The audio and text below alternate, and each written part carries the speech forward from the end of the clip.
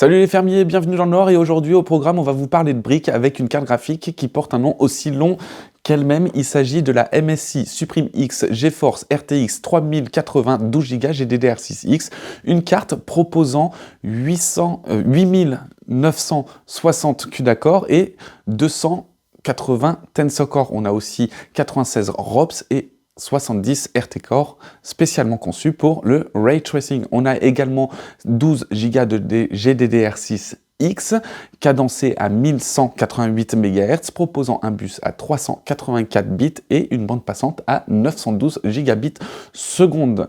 Le processeur graphique, le GA102-220, est gravé en 8 nanomètres et proposera des fréquences à 1260 MHz de base avec un boost allant jusqu'à 1890 MHz. On va voir cette carte, un bundle plutôt complet, mais aussi une carte vraiment imposante. Donc bien ou pas, ça, vous allez le voir dans un test écrit qui arrivera par la suite sur cocottland.com.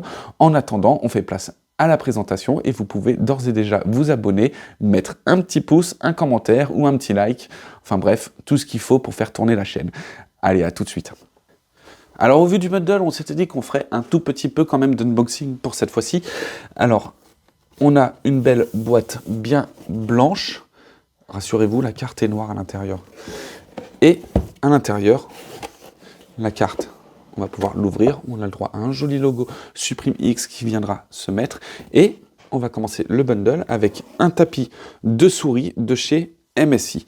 On a aussi tout plein de paperasse. Et en dessous, on va avoir la carte et autre chose, petite surprise, on a un support de carte pouvant être attachés dans le boîtier et donc du coup supporter justement cette carte relativement massive. Et la carte, je vais la sortir pour que vous vous rendiez compte de la taille conséquente de la bête. Alors au niveau du carénage, on est quand même sur quelque chose d'extrêmement bien fini, on a plusieurs détails à voir. Donc déjà à commencer des ventilos portant les logos de chez MSI, enfin les logos, les dragons. On aimerait bien les voir se mettre au goût du jour, quand même un peu plus moderne. Mais bon, on aime les dragons ou on les aime pas. En tout cas, ils sont là. Et ventilateur avec les pales liées entre elles, une sur deux. Donc ça rend avec un effet plutôt joli. Les ventilateurs sont plutôt mat avec des petits détails en brillant. On a aussi un carénage mélangeant deux types de gris, un gris plutôt bleuté et un gris plutôt cuivré. Et ça va être en métal pour la partie cuivrée et en plastique pour la partie bleutée. On va dire, enfin bleuté, gris avec des tonalités bleues, mais ça reste gris. On a également deux petites flèches ici en blanc qui vont ressortir en RGB. Côté backplate, on est sur une backplate tout en métal avec vraiment des jolis détails, avec un effet plutôt brossé, un effet mat ici en gris. On a un petit morceau de plastique ici, un dragon ressortant en RGB une fois la carte graphique allumée. Et ici, on va pouvoir voir les fixations. Alors, vous le voyez, il y a plein de vis, mais rassurez-vous, le démontage est extrêmement simple. La backplate est active puisqu'il y a des pads thermiques entre le PCB et justement la backplate. On peut voir ici un petit bouton avec deux modes, c'est-à-dire deux BIOS, un mode silent et un mode gaming. Sur la partie connectique d'alimentation. Alors on a plein de choses à voir. Déjà on peut voir les ailettes du radiateur qui est quand même relativement imposant. On peut voir quelques débordements du côté PCB mais aussi du carénage totalement avec des parties en brillante avec marqué Supreme, des parties en blanc sur fond noir GeForce RTX et on a surtout les pins d'alimentation et on en a 3x8. Donc ça va vraiment consommer au niveau du gaming. Ça, vous le verrez dans le test écrit. On a aussi quelques détails en blanc ici et ici, ressortant en RGB.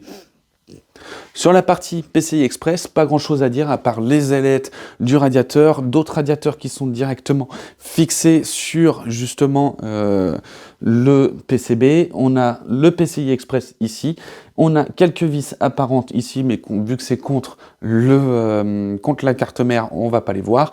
Et là, ici, chose intéressante, on a les prises d'alimentation pour les ventilateurs et on va pouvoir les débrancher directement maintenant pour pouvoir démonter la carte graphique, ce qui va nous faciliter le démontage de la carte graphique. On se rapproche un petit peu pour justement les deux dernières faces, à savoir la face avec la connectique vidéo. proposant 2 slots d'équerre, mais bien sûr avec une carte graphique qui en impose beaucoup plus. On a des mèches d'aération et bien sûr les 4 ports vidéo, à savoir un HDMI en 2.1 et 3 DisplayPort en 1.4.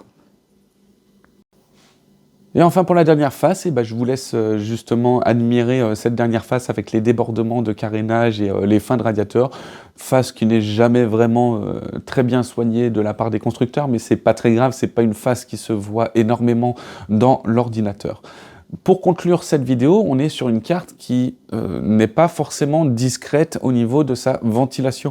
On l'entend quand on joue avec, ceci dit, on l'a testé en mode performance et pourtant les températures restent correctes. Donc en mode silence, je pense que les températures seront plus basses et les ventilateurs, bien sûr, comme prévu, bien plus silencieux. Ceci dit, on est sur une carte avec de très bonnes performances et donc du coup, suivant tarif, elle peut être très intéressante. On se retrouve pour une prochaine vidéo. À très bientôt.